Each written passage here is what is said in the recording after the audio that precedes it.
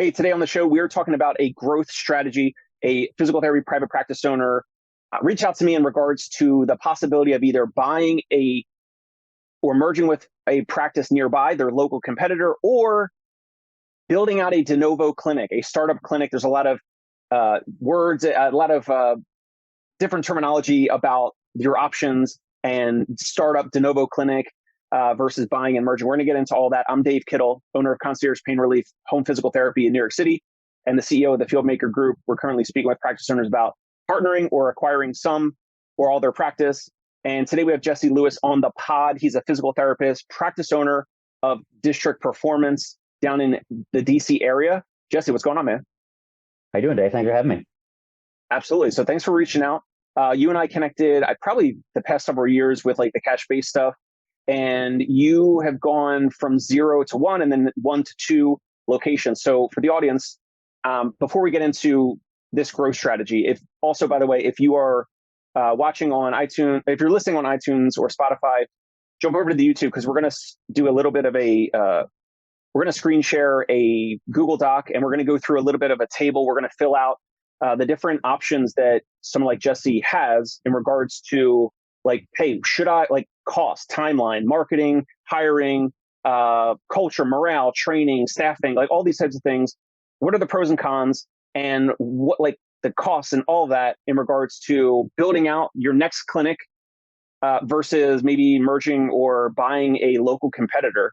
So we're getting into all that. But Jesse, for the audience, if they don't know you already, tell everyone, tell me a little bit about your practice, where you guys are at, and then we'll get into like the training today. Yeah. So we are downtown DC. I started us almost exactly 5 years ago. Started one room out of a gym. For the entire 5 years, we don't take any insurance at all. We fully cash based. We took our first clinic, grew that to 3 therapists. And last year, we opened up our second location. We took the same approach. We rented a room in a gym. And then about 5 months ago, we took our first original location, moved that to a standalone space. So had a good build out. Now we have one standalone space. Our new location inside of a gym is full for that one therapist, over full for that one therapist. So we need to hire for that location. So far, we've taken, 2 locations inside of a gym, made them successful. So we've gotten, in the past 3 years, we've gone from 200,000 revenue to we should do a little over $1 million this year. So thinking about, over the next 2-3 years, do we just repeat the process, find gyms to start really small, grow from there, or can we accelerate that growth and maybe find some other cash-based owners who don't love the back end side of things, where we can take the systems, sales, marketing that we've built out over the past few years and help them grow even faster by bringing them on board with us. Got it. And why not just keep that original or the second location inside a gym? Like, were there some constraints in regards to like spacing and all that, or like you guys kind of outgrew it, or like what were the reasons as to why you guys left that gym where there's a lot of people right there that get injured that could just like literally walk a few feet over to a table or another room that's in that facility? Did you guys just outgrow it, or what was the thought process there? A little bit of a few different things. One, we outgrew it. We had 2 rooms in that gym, so it meant we could fit like 3 full-time equivalent therapists in there, and we were over full, had no room to grow out of that location. So we just needed more space. So we doubled our capacity in our new standalone location.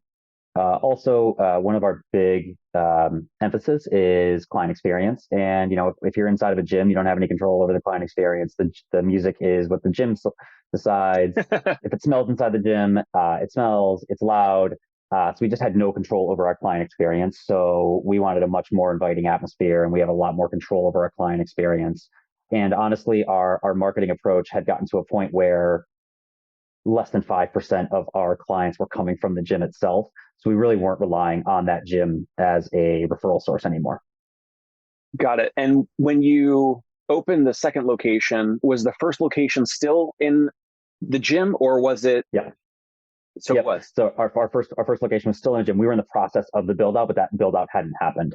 Actually, I wasn't it wasn't even on my radar to open a second location, but we had a CrossFit, one of the biggest CrossFit gyms in the city, come to us and ask us to open in their location.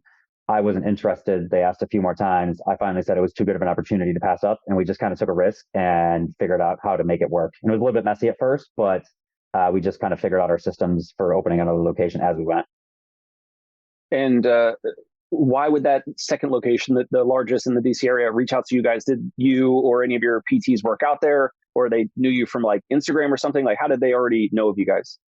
They were already our clients. We treat a ton of CrossFitters in DC. We've got good relationships with a lot of CrossFit gyms in the city, so we were already treating their both of the owners actually.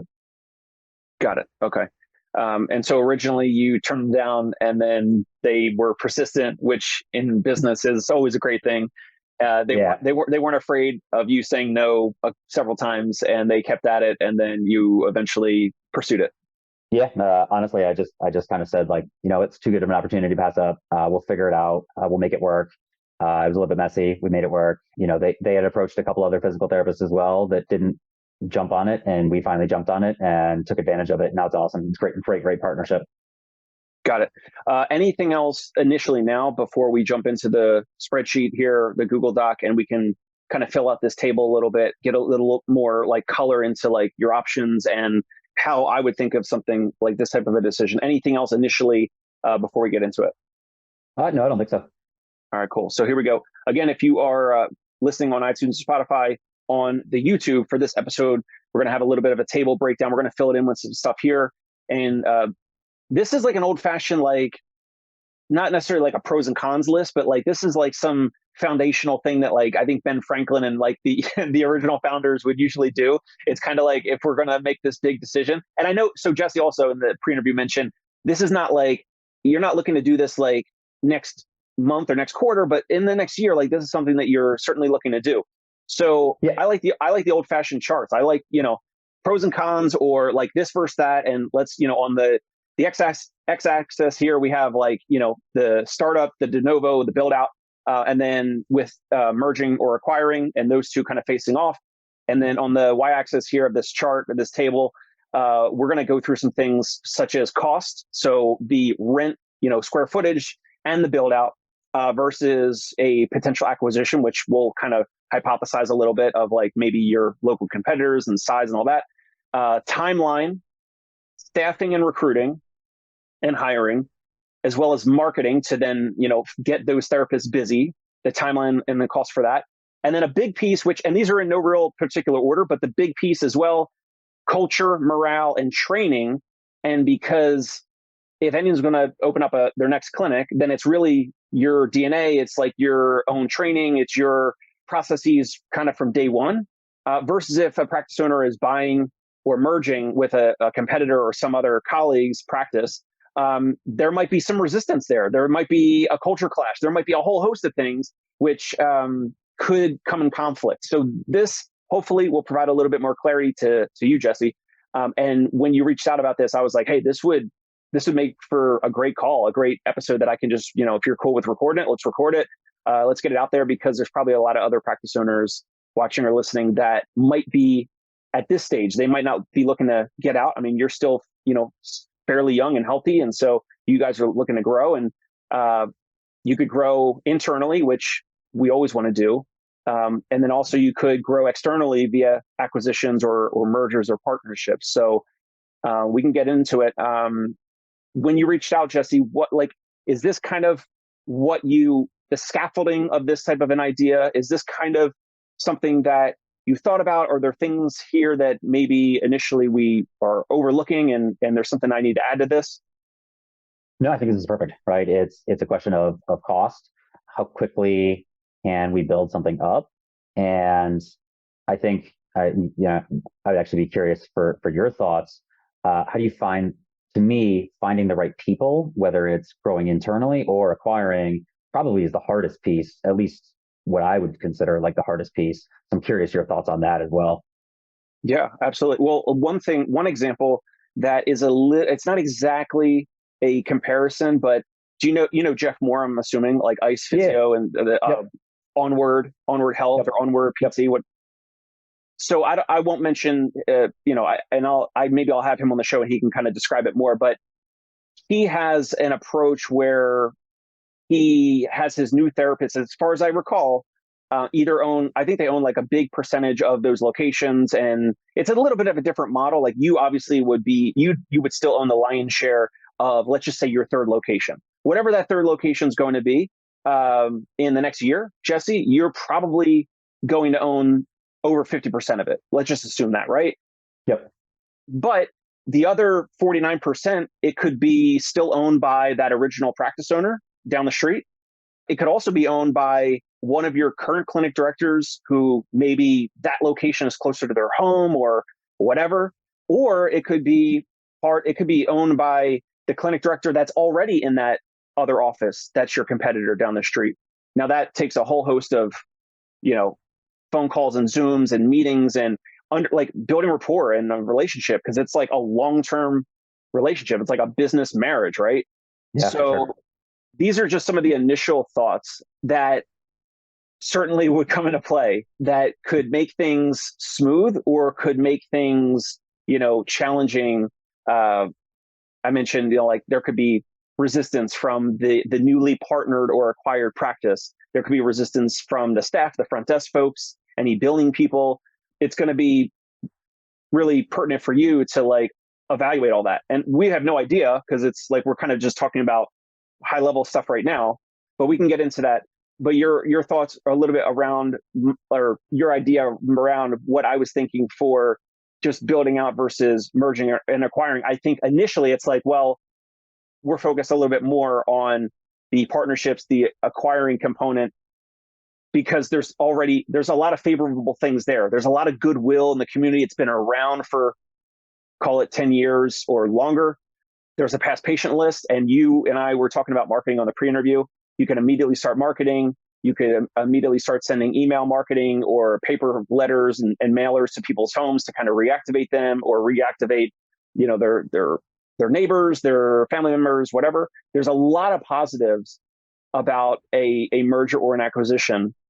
And then the build out is a little bit more of what you've already gone through, right? Like the first and second Yep. location, you already have experience there, but you would have less experience on the merger or the acquisition side of things, right? Yep, never done that before. So that'd be a huge learning curve for sure. Then we could put that in the con. If we're doing pros and cons, that would definitely be on the con, right? Right. And Or it could be, so, a pro if I like to learn new things. So right, right. So let's get into this. Let's get into de novo a build out, and the cost for a build out would be, obviously it's going to vary. It's going to depend on, so you're in DC, a little bit more expensive than other rural places, right? yep. Um, when you think about the cost, like what, and you can certainly um, go over whatever was recently in the first or second location, or cost ranges. We're going to talk about square footage and leases and that type of stuff. So why don't we just jump into that a bit? Yeah. So if we take what we've already done to project forward, so what we've done twice is started off very small in a gym, which gives us very little overhead at first. So for our second location, it cost us, I think, around 12,000 to build everything, and that might even be a little bit high. The benefits of starting in a gym, we don't really need to buy that much equipment. Hopefully, there's already a room built out. So if we continue to take that approach, the cost is pretty low to build out a new clinic. I've heard some spend 150K to 250K. Is that like If that? we now That would be completely from scratch. that would be completely from scratch. So our standalone location would have cost that for sure if we want to start with the standalone location. But if we stick with the same approach we've already done, where we start in a gym, start small, and slowly grow from there with one provider, then it's a very low overhead. Maybe 6 to 12K, and we can get rolling. Got it. Got it. What else for costs, right? So also figuring out like lease terms. What are the lease terms? Is it, are the landlords that you've interacted with, is it like you're asking for as long as possible? Do you just get like a 3 to 5 year? Do you get a 5 to 7? Do you get over 10? Like what is your preference? And then what have you seen from the landlord side of things? Yeah. So again, if we take what we've already done with the internal to a gym, those have been around 2 years to start with. So there's not a ton of commitment up front. Our standalone location that we just got into, we got our full build out paid for. We got 8 months free rent, but to do that, we signed a 9 year lease. So again, pros and cons of doing standalone versus starting in a gym, and also big differences.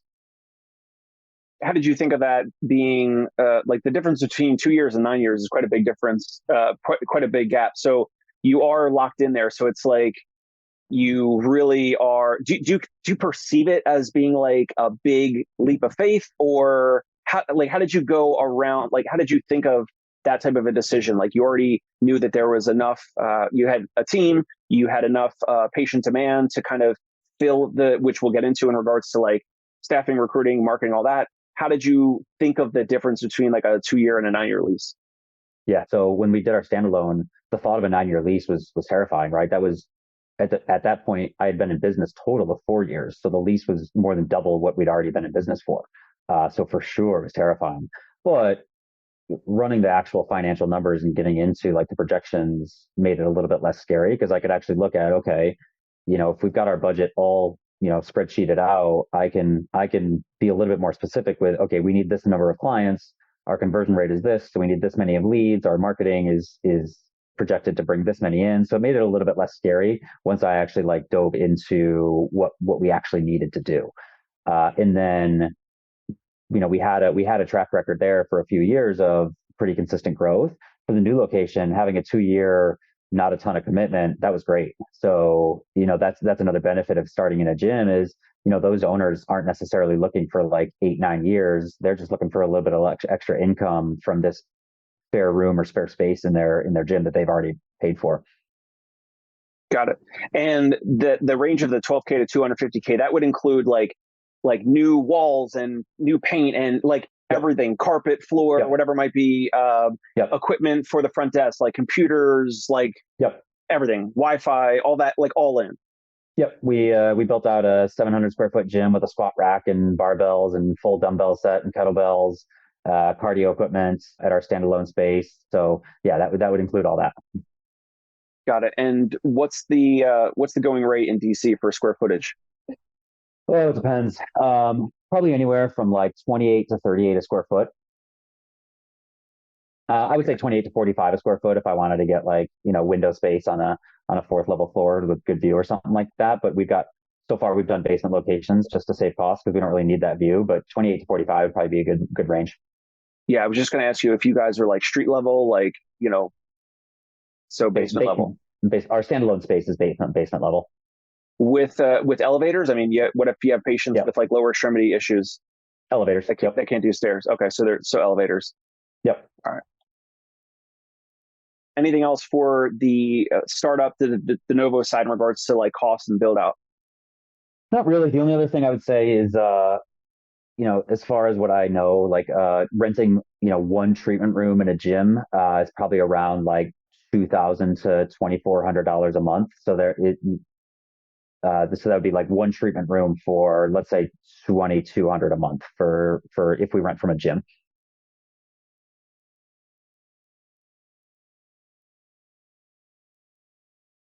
2 to 2K, did you say?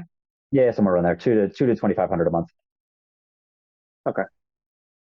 And with your experience in doing that, are they usually month to month, or you lock in? Is there some period where you're locked in for a year or so, or no? Yeah, both of the ones I've signed so far have been locked in for 2 years and then month to month after that. Got it. Okay. And not like initially when you guys did it, it was not month to month initially. It was like lock in for a 2 year period. Yep, lock in for a 2 year period. And that lock in for a 2 year period transitioning to a month to month is nice because if we can grow fast enough, then we can transition this second location into its own standalone space, which is kind of our organic growth goal right now. Got it. All right. And so does it make more sense to jump over to the merger acquisition side of things in regards to cost, or do you want to go this way down the table here to timeline and staffing and the other components, and then jump over to the merger or acquisition? Let's stay vertical and stick with what happens if we build out organically. All right. So timeline. I mean, obviously, a lot of factors here. Yep. A lot. Pretty much all the components below, right? But Yep. how would you think of that? So you went from 0 to 1, 1 to 2. Um, Timeline for those build outs can range from what to what. Yeah. So again, if we stay in the same model we've done where we rent in a gym, that can get turned around in 3 to 4 months. That can be super easy, really quick. Like I said, the one we were not even planning on, our second location, that happened in probably 10 weeks. And I think I drove my staff crazy to do that, but we were able to turn that around in like 10 weeks. Um, our standalone space, that's where, I mean, that took us 18 months between starting to look and build out finally completed. So big range there. Right. So it's going to depend on the size and the scale and how much like you find a new location and how much like what was previously there. Like what like was it already, I don't know, like a medical office or a physical therapy office, or was it some other, I don't know, like a store or something else where it requires a lot of walls to be removed or added, or I don't know, like bathrooms and restrooms added or subtracted, things like that, right? Yeah, the nice thing about our standalone space is it actually was a blank just floor plan. And I think they were actually planning on turning it into the building gym, but it ended up being perfect for us because it was basement level. Nobody else wanted to rent it.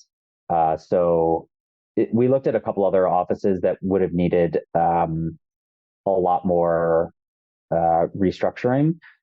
The other downside about our approach, with CrossFitters, power lifters, Olympic weightlifters, being on the fourth floor, we're dropping heavy weights, so we're kind of limited to ground floor or basement level Got it. or inside of the gym. Right. Right.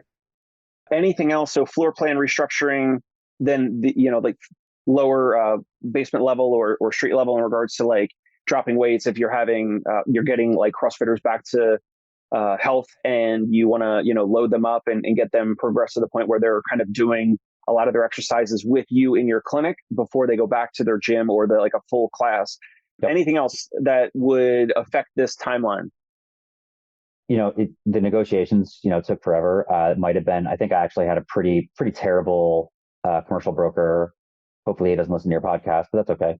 Um, so having if I was to negotiate another commercial lease, I would definitely find a good broker, and I learned a big lesson from that negotiation process for sure.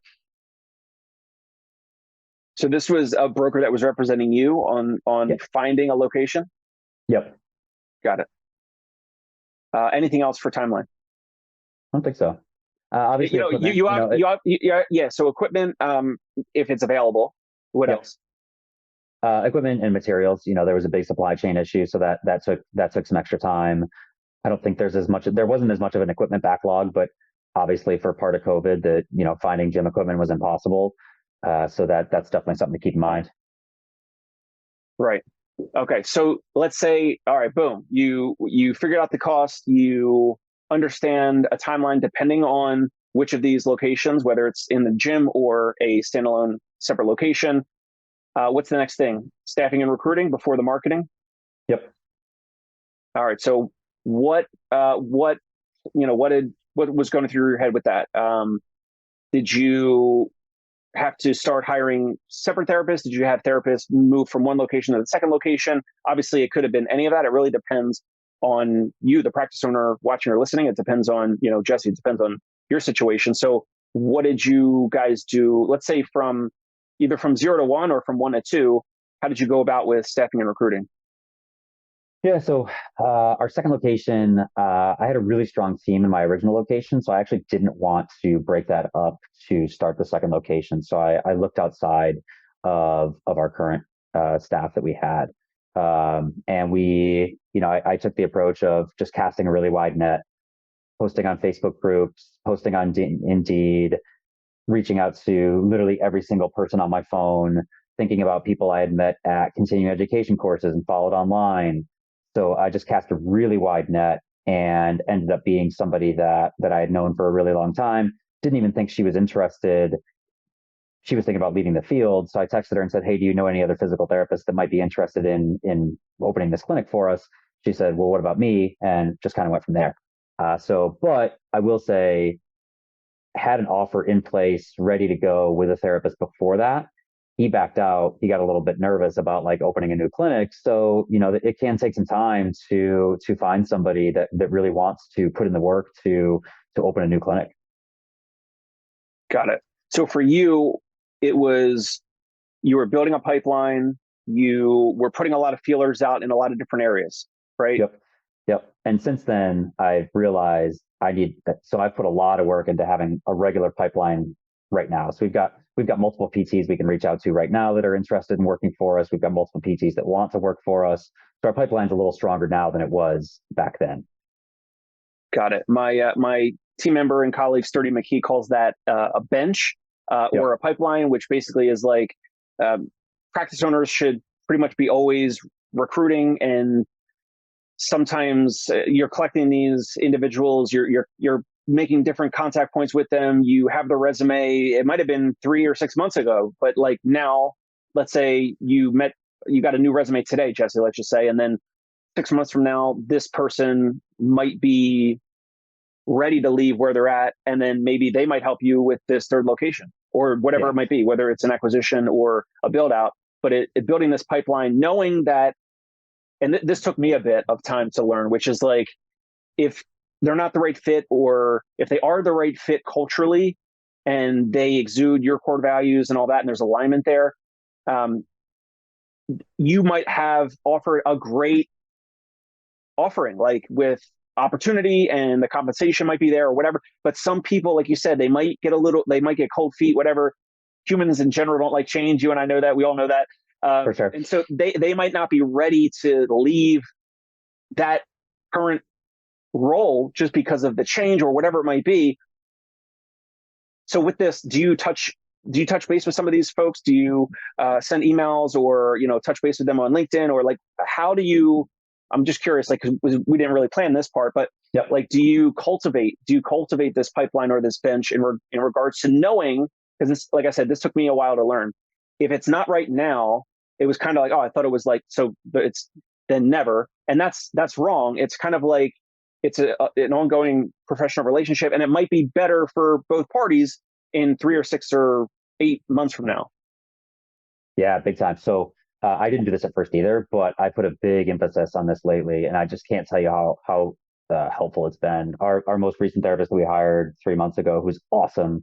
She initially interviewed with us 18 months ago, and I just stayed in touch with her regularly. We invited her to our clinical meetings. We invited her to some of our happy hours, and it was such an easy onboarding process because she was already basically a part of our culture by the time she started. Uh, I'll meet with any physical therapist anytime, grab a coffee, eat lunch with them, and if I think they're a good cultural fit, I'm upfront with them and say, we don't have any opening now, but if I think they're a good cultural fit, I'll touch base with them every couple months. I've got a list of people that I try to touch base with every month. Hey, you want to grab a drink? You want to grab lunch? What's going on with you? How can I help you? I just take the approach of like, how can I help them? And I just try and stay in touch with all these people. And it's been so helpful. I've got lots of friends in DC that can't find a good candidate, and we've got multiple people that want to work with us. So it's been really, really helpful for us. Got it. That's awesome. So sourcing candidates and then cultivating that pipeline, that bench, kind of touching in with them. Like you said, emails, meeting up, coffees, grab a beer, grab a coffee, grab whatever, lunch, whatever it might be. That's awesome. A really smart thing I saw a practice do here in New York City is they will do, I'm drawing a blank, like they will do like mixers almost, or they'll do like a couple different practices here in New York City. One will do like, like a resume writing workshop for like new grads, like new grad PTs. Maybe like they're still in school or in like the last year of school, or they're like new grads.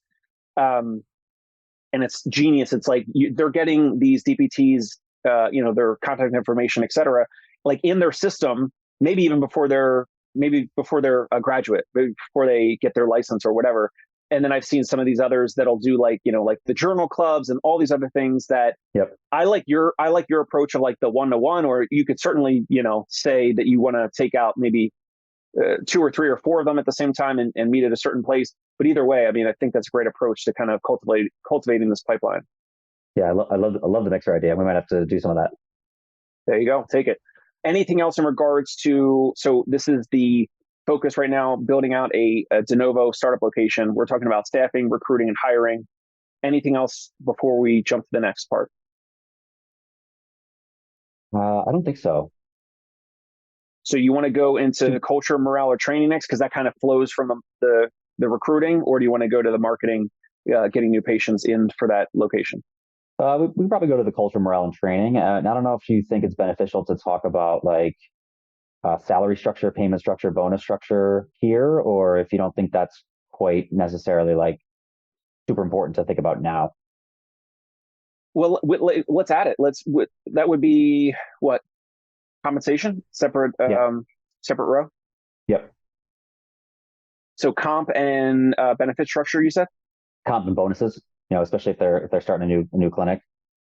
Yeah, love it. Okay, so what are you thinking there? Like, what have you done, and how has it worked out? Yeah. So what we've done so far is tried a lot of different approaches actually. So what we've done so far is I think a lot of cash practices to a lower base and then a much higher ceiling based on number of clients seen. And we did that for our first two therapists, and we found that it caused a lot of stress. So we actually got away from that from our staff therapist, and we just give them a really nice salary, and we found that they actually produce really well off of that.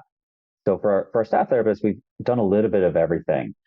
But for everybody, what we've done is in our clinic manager for the new location, we gave her a solid base salary for 8 months as a ramp up, and then for 3 months, 2 months transition, slightly lower base with a little bit of a bonus, and now she's got a much lower base, but her ceiling goes up pretty high at the 10-month mark if the clinic is profitable. So we kind of had this transition of like she gets a lot of security up front for 8 months, and then we've got this 4 month transition period, 3 month transition period where she's rewarded, but the clinic has to produce. Got it. So I just typed this here into the table just for you to recap it if I got it wrong. So salary, what you said as an example, salary and a small bonus to start until maybe you said 8 months or then a transitional period. And so you said something about a 2 or 3 month window. Yeah, it was 2 or 3 month window where her salary dropped a little bit, but she also started to get a larger bonus. And then the next transition point, her salary dropped even more, but the bonus went up even more. So it kind of is a transition from pure salary to commission based, basically. Profit sharing, if you want to call it that. So either profit sharing or this was based more on her own productivity, and was she the only therapist there, or were there multiple therapists? Yeah, she's the only therapist, so it's based on her own productivity. So we're thinking about hiring a therapist probably in 3 months for her, and then we'll probably transition to profit sharing, so it's not solely based on her productivity. It makes a ton of sense. Does that help you sleep better at night, knowing that you're kind of maybe de-risking the situation because you have someone that has maybe not skin in the game? It's not like and maybe if she did, you let me know. It's not like she cut a check to build out some of this, right? So No. But at least you know that they are. I mean, they should feel appreciated compared to if it was just 100% salary. Yeah, there's definitely pros and cons. I've gone back and forth because it has to be what I found, at least with our staff, is it has to be the right person. Some people really respond well to that, and other people, the stress of to produce, they didn't love it. Even if they were producing, they didn't love that uncertainty month to month. And from what I'm hearing in other cash practices, if you structure it so risky to the therapist, they're like, well, F it, I'm just going to go open my own place. So gotta kind of, I changed my philosophy a little bit, and I had to be a little bit careful not to make it so risky to the therapist that they're like, well, if I'm taking this risk, I'm just going to go open my own clinic. Yeah, which certainly could throw a wrench in your growth and expansion plans, right? Yeah, for sure. Interesting. Okay. Certainly makes sense. I have some thoughts there. I don't know. Maybe I'll answer them in with the merger and acquisition side of things, and we can kind of cross back over this side of the fence to the other. Anything else for comp and bonuses? I think you pretty much gave out some good details, and these are great things for other practice owners to kind of check in and maybe think about and consider, and maybe even implementing or testing. Yeah, we've done it. We've tested a bunch of different stuff and just tried to see what works. And thankfully, my staff has been open to different ideas. And obviously, it's a two-way conversation for sure. And I constantly tell them, like, hey, if you're not comfortable, like, talk to me and we'll figure out something. You mentioned about if it's too risky to a staff therapist, then they might say, well, screw it, I'll just go open up my own place. I had a great therapist through COVID, and he went and left and opened up his own mobile practice here in New York City. Not like mobile, so great. He's doing great. He takes Medicare, we don't, so it's like a little bit of a competitor, but like maybe not directly, like not a big deal. Yep. And he happened to be an independent contractor, so he was paid per visit. It was probably maybe more risky for him, and he's like, hey, I could just go out and start my own thing. Yep. What are your thoughts around this? Like, I feel like if I had potentially, and maybe I'm wrong, but maybe if I had paid this therapist more, I feel like he was probably the type that he would have gone and done his own thing anyway. How do you think of that in regards to therapists that, unless they are, I don't know, cutting a check for your third location, and they're actually going to be they're going to be doing some profit sharing potentially. We can get into it when we get into the merger and acquisition side of things. Some profit sharing, plus they own some long-term equity, versus someone that has a salary and maybe some productivity, some upside, some bonus. Is that something like you're able to identify, certain therapists that like maybe are like, they're rock stars, but like maybe they're so independent, like they're going to maybe leave anyway. And, is it possible to, keep them longer or not? Like, do you ever think of that? Yeah, trust me, every day. I'm sure it keeps everybody up at night, right? I don't know if it's possible to identify. I've tried to identify in the interview process who's going to have that drive and who wants to just go after it. And I don't even know if it's, well, I should say I haven't been able to identify that in the interview process. Sometimes that just kind of comes out, as people are working. But even if they don't open up their own clinic, what I've found, a couple friends of mine, so not that we've had therapists for forever, but none of our therapists have ever left. Multiple of my friends in DC, they've had therapists leave, and because they're compensated, like, so they went to home health, or they went to the hospital, or they went somewhere else because they wanted to make more money. So we pay a little bit higher than market rate, and maybe instead of 33% of the revenue they bring in, we pay around 38%. But if that gives them a little bit more stability, even if they're not opening up their own clinic, maybe it prevents them from going to the hospital or going to home health. Right. And also, are you familiar with Adam Grant? Yes. So one of his podcasts actually changed my philosophy on this. Is there's research that shows, like, do bonuses actually motivate people? And what he says is bonuses don't actually motivate people. If you pay people kind of a higher salary, they'll actually produce up to that level rather than forcing them to hit a certain level to hit that bonus. Yeah. It's like, why do people volunteer and coach Little League or the PTA? Or you mentioned the pre-interview, a mentor and a coach that is doing really well, and like they do it because they probably want to and they like you, but they are not like, they're not if they're already well off and wealthy, like they're not, it's not going to make a big dent, or it's not going to it's not going to move the needle one way or the other if they're, coaching someone like you at this point. So, Yep.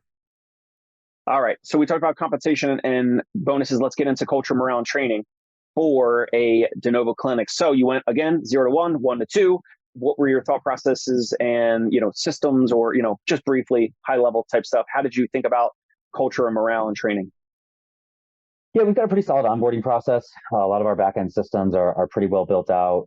Since we're cash, we're pretty high. We charge $250 a session. We've got to have really strong sales process. So all that's built out. And we've done it, 5 times now, and all of our therapists have been really successful.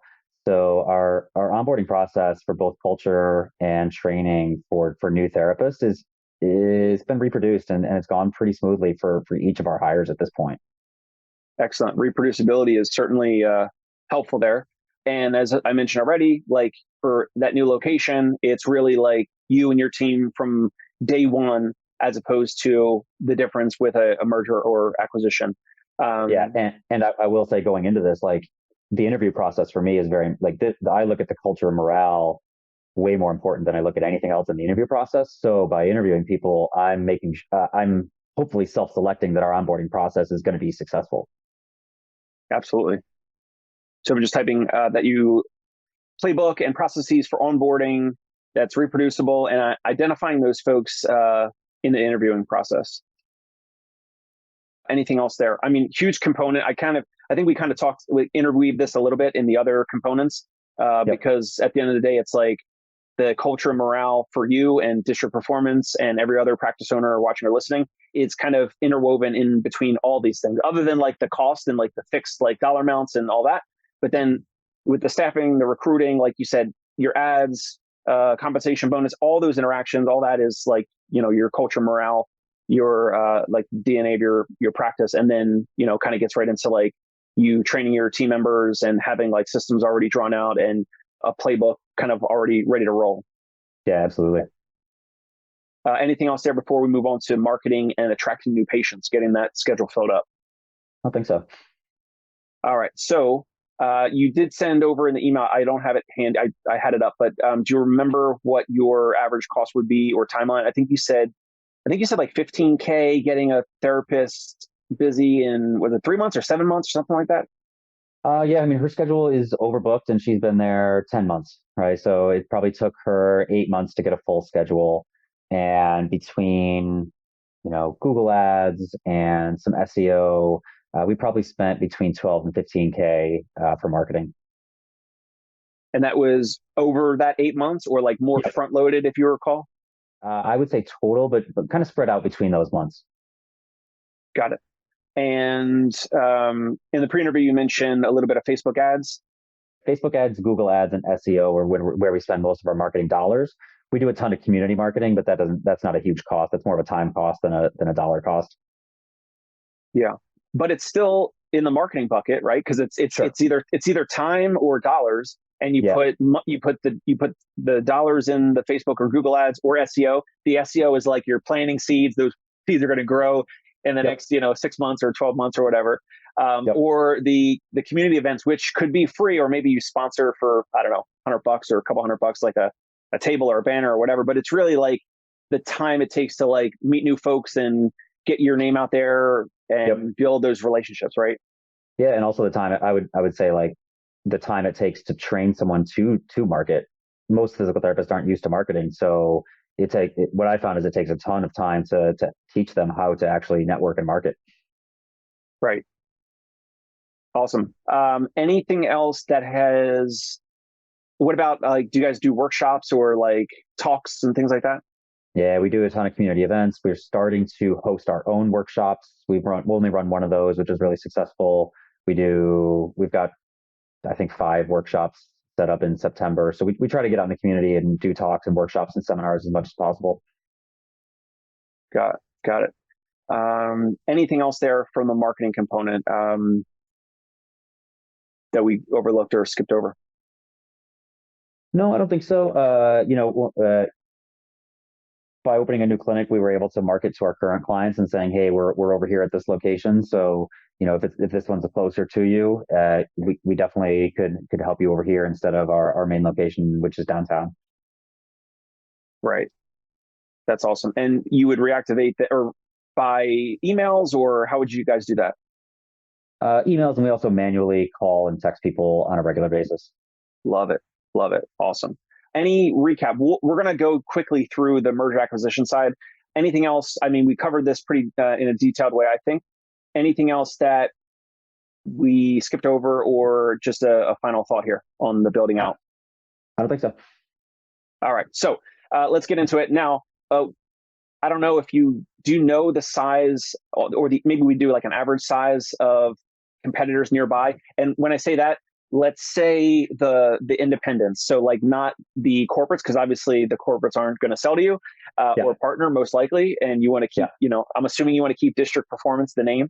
So of the independents that are nearby, are they mostly two or three therapists? Are they, are there some solos? Are there some that are like monsters that are like, I don't know, some locations, 5 or 10 therapists?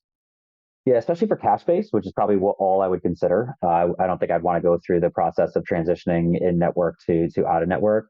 Probably between 1 and 3 therapists. There's one, pretty large player in Northern Virginia that's probably 2.5 million, which has a huge number, but the majority are somewhere between 1 and 3 therapists. There's some that are 4 and 5, but that's about as big as it gets. Okay. And the ones that are nearby, they are, and real quick, the current practice, your district performance, do you guys bill out of network insurance benefits, or do you charge every single visit, every single patient, every visit, the 250 at the time of service? We have package rates, but we charge every single client that time of service, and they can submit if they want to. We actually submit for them, but we don't deal with insurance at all. Got it. So you don't get insurance payments at all, no insurance Nope. reimbursement checks, whatever. Okay. Zero. So the ones nearby that you would consider acquiring would be out of network, and they may be billing out of network benefits like we do. Like we bill out of network benefits. We've got a medical biller that does so. If the patient doesn't have out of network benefits, then we say, here's the private pay rate, and they say yes or no. So Yep. the ones that are nearby for you, are there at least a few that are similar in a similar business model, or are they like mostly all in network, or there's some that are No, out of network, but they're not cash based 100%? yeah, I don't know about other cities, but there are a ton of cash physical therapists in DC. I mean, our previous location on the street, not even the block, but like the quarter street of the block, there was 4 other cash physical therapists just on that block. So there's cash practices everywhere in DC. And you said 1 to 3 therapists. So would you say that a lot of them are in the 700,000 to $1 million in revenue range, or what do you think? Probably lower than that. Probably Like 500? probably somewhere around 500. Okay. Uh, Now, we've had some practice owners reach out to us, maybe in their 40s, but more so they're in their 50s or 60s or 70s. So that's a component in regards to a partnership or acquisition. If you're going to merge, then obviously they could be, in their 30s or 40s. They could be younger and they want to, have some scale. We can go into the cost real quick. Let's say if they're doing 500K, let's just say they're doing at least 100K, we'll say, in adjusted EBITDA. So basically, like their cash flow, their net margin after after the add back. So the practice owner might have, some of their personal items on the business books if they're paid a market rate, and basically 100. This would be 20% of 500K. So 500K in revenue, 20%, 100K. So 20% margins. You guys might be doing better than that, which then you could, grow and improve that. So let's just say this would be the approximate range of EBITDA. Maybe we're just hypothesizing here. And for this type of size of practice, it might be a 2 to 4x multiple of EBITDA. And so this type of a practice owner probably would want to sell for, 4 to 500K. It really depends. Are they going to sell 100% to you versus are they going to keep some and then you're going to maybe acquire 51% or 60 or 70%? Let's say sale price 400 to 500K. And how do you think you'd pay for that? I know we talked in the pre-interview in regards to commercial debt and SBA loans, and there's a lot of favorable terms. There's commercial debt that's not an SBA loan where you may not have to sign a personal guarantee.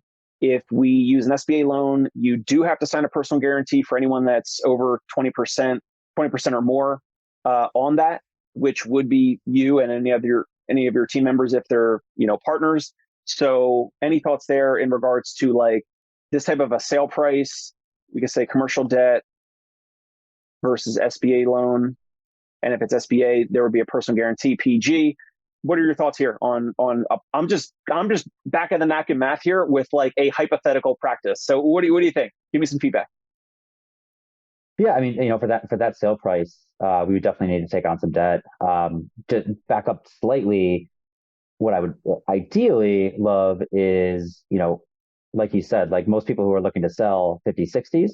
But what I see in the market is younger cash physical therapists who don't love the systems and the operations and that side of things. They just want to market, they want to network, they want to see their clients. So if they would want to do 51 to me or even 40, yeah, 51 to me, and just allow me to like optimize everything and allow them to grow from there. That's kind of the ideal person I would be looking to, because that's where I think I could provide value is, we've done the cash practice thing. We've got our sales process. We got our marketing. We can add to what you're already doing rather than like taking over your entire thing. Do you think that they would want to give up? And I'm just being a little devil's advocate Yeah. here. If they are, let's say, in their 30s or 40s, do you think they want to give up 51% in exchange for? Now, I know how valuable the back end would be. That you already have everything built out. You probably have a playbook for everything, for recruiting, for onboarding, for training, for the sales presentation, selling packages, reactivating patients, emails, all that type of stuff. It is a ton Yep. of value that you probably, and I'm assuming I know it, and some of it is like you probably have no idea how valuable it could be to an independent cash-based therapist. What would be the pitch to them to say, hey, we could certainly partner, but it's not going to be worth your while, right? If you can't get 51%. Same thing with us. Right. So, even but so 51% might be high for someone that's in their 30s, right? There are some cash practice owners that are much older that in DC, because like, again, I think DC is, I don't know about New York, but I think DC is a little bit separate of a market where cash practices have been around for forever. So I definitely know some cash practice owners that are in their 50s. But even if we take less than 50%, can we take that $100,000 EBITDA to 300,000 by implementing some systems? And if we get, let's say, 20% of that, and we do that 3 or 4 times, okay, now we're talking.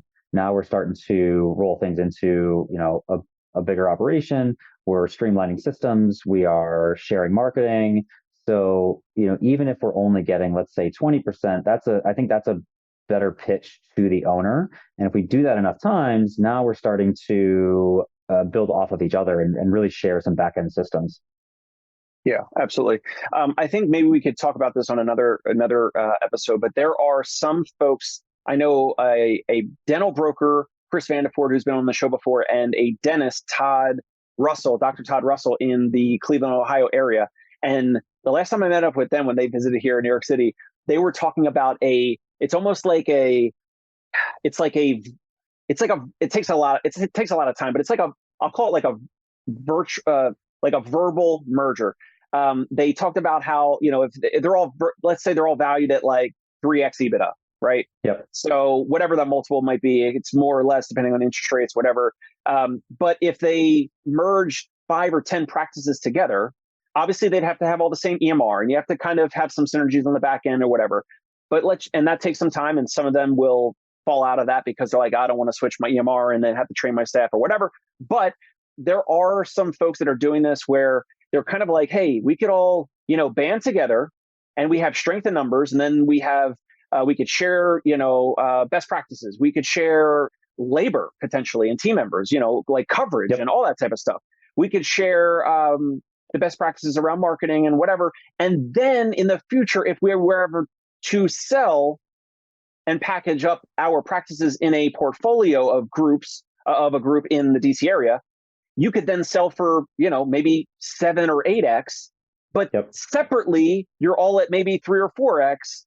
And so that's like the scale, because the bigger buyers that are private equity or whatever, they typically like to buy groups or portfolios of practices, and they use kind of like the in-between buyers to kind of build a portfolio like from scratch, and kind of consolidate some of these practices together. So you could, thinking about the next 5 or 10 years, you could actually be one of the DC physical therapy leader of that. And it could certainly start with you just acquiring 20 or 30% in minority stake of some of these practices. Yeah, I mean, like that's what brought this whole idea in my head is, this happens in multiple other industries in healthcare, especially and in insurance-based practices. It hasn't quite happened in the cash-based world yet, but I'm assuming as the cash-based world grows, it's going to happen. So, is there a way I can be involved in that process before it hits, the mainstream? Right. Timeline is going to significantly vary. Yeah. On the low end, we'll say 3 months. If a practice owner comes to you or I, Jesse, and says like, I have health issues, my wife and I, or we're moving to a different state, or they're like, I'm done with this healthcare stuff. We're going to go travel the world.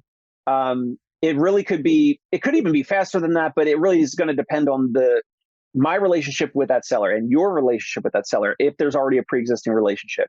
And then obviously it could go anywhere from 9 to 12 months, like per location, and then per deal. It depends. The bigger the practice that you partner or buy is going to take longer. It's just going to take more months to perform due diligence and have, at least for us, our law firm kind of dig in the books. I have a forensic accountant on my team, Marshall Sturman. So it depends on how complex the practice is, and if it's one practice or if it's like three practices or all that type of stuff. So let me just jump into the next thing: staffing, recruiting, hiring, just for time's sake. But timeline is certainly going to vary. Any thoughts there?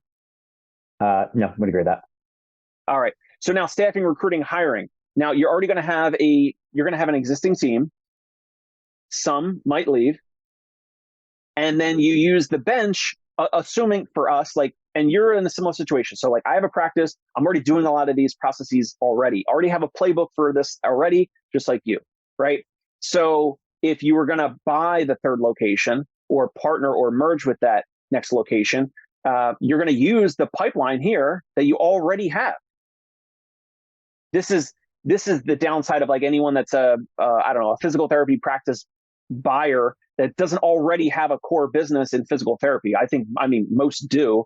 There's not that many buyers coming in and like they don't already have a core physical therapy practice business.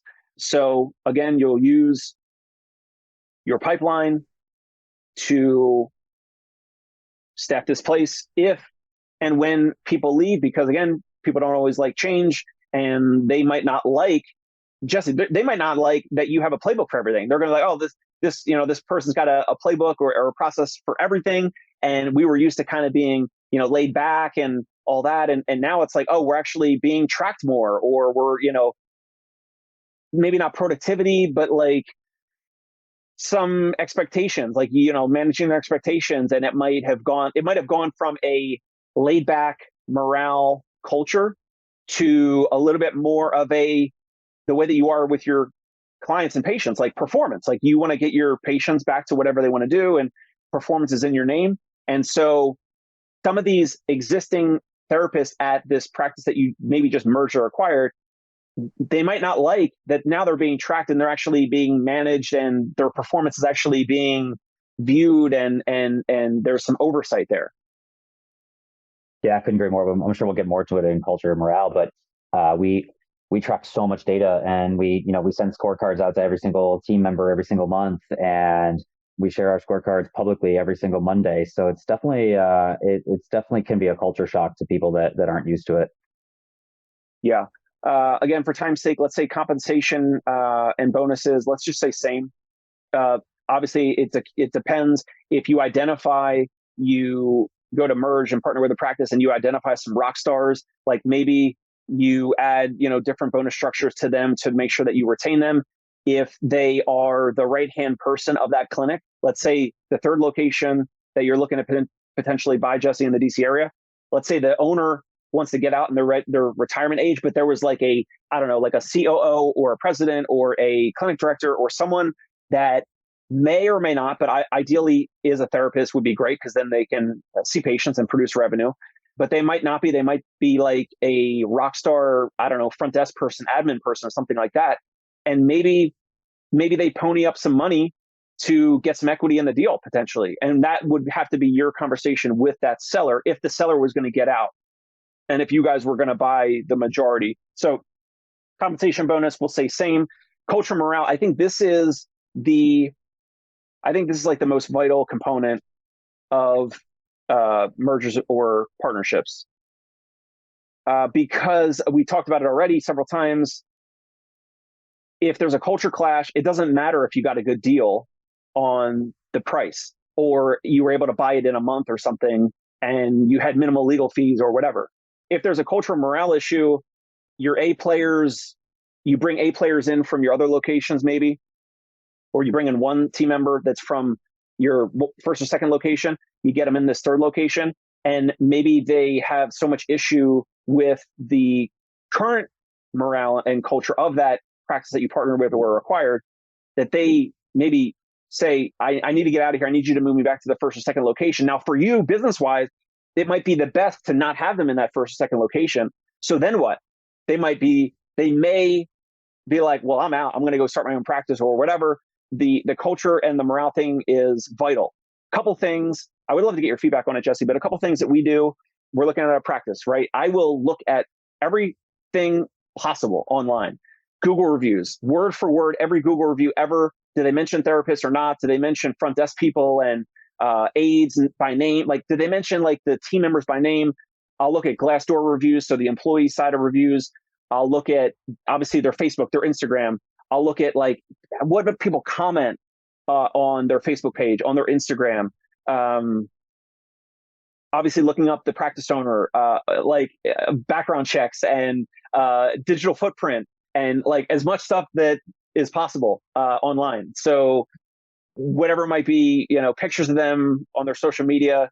From that, I think you can typically get a good idea of like the individual, their values, their beliefs, the way that they interact with folks in their community and your community, whatever it might be.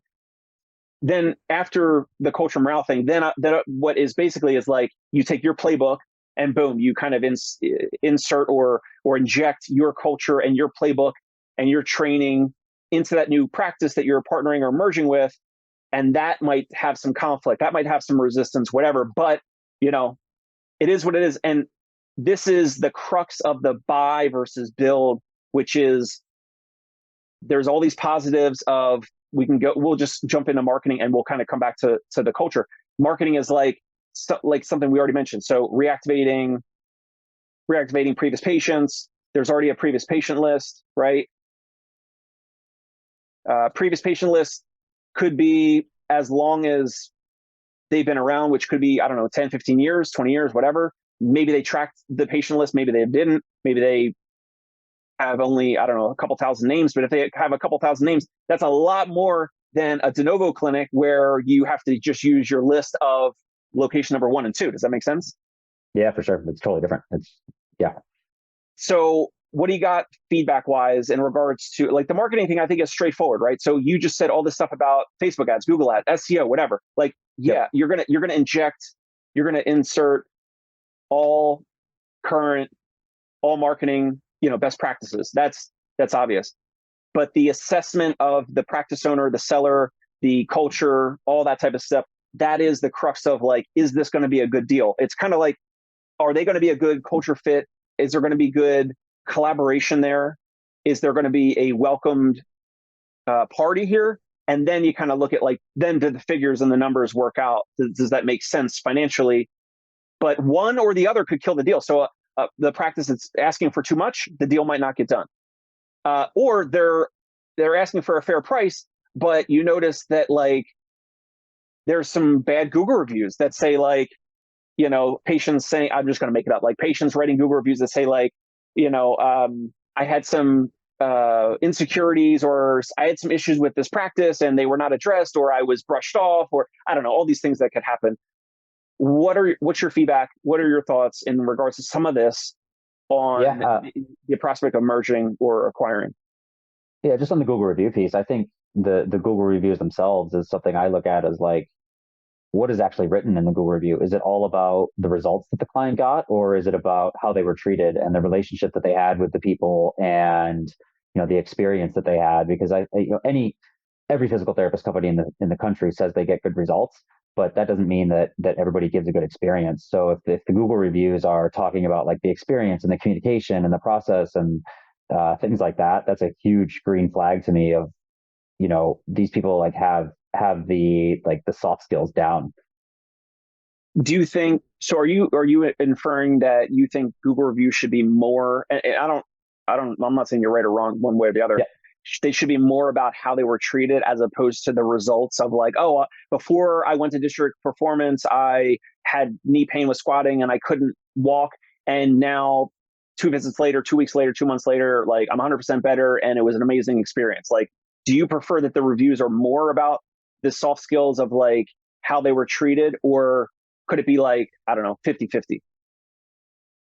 I personally put a lot more emphasis on the soft skills because I think we just have a lot more control over that. And so when we've got, I don't know, 200 and almost 300 Google reviews at this point. And when a Google review comes in, we just had one that talks about, she felt like she was part of I can't even remember the words. I just put it as part of a presentation today. She felt like she was part of the most supportive community she's ever been a part of. That means way more to me than somebody's knee pain got better, because all the research shows it almost doesn't matter what physical therapy treatment you do. We can all argue over my treatment's better than your treatment's better than my treatment, whatever. We can go back and forth on that all day. There's really no argument whether somebody felt like they got treated well. Right. Awesome. Well said. I love it. So yeah, you would do the same thing. You would be checking those Google reviews, Glassdoor, all that.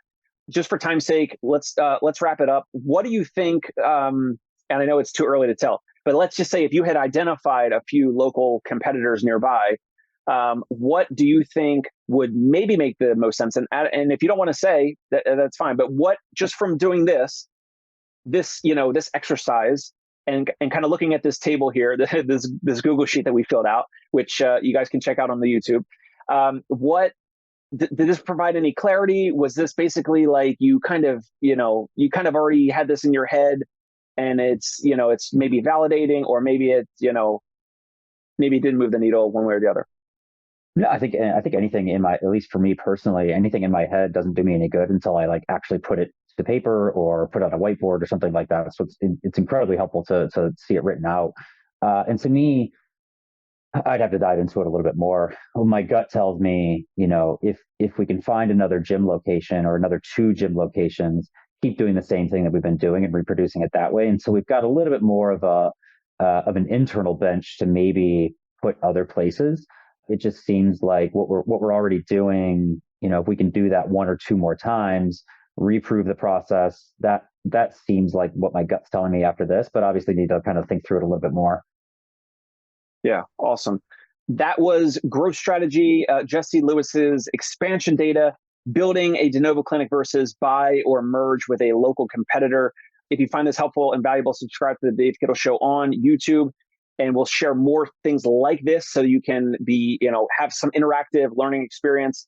Check us out on iTunes and Spotify as well. Jesse, thank you so much for your time. That was awesome. Thanks, Dave. This was awesome. Hey, it's Dave Kittle. Are you a healthcare business owner or physical therapy practice owner who is looking to figure out your succession plan or exit strategy? We might be able to help. And in fact, we may be interested in acquiring your practice. If you're interested, you can reach out to me. Shoot me an email at dave@conciergepainrelief.com.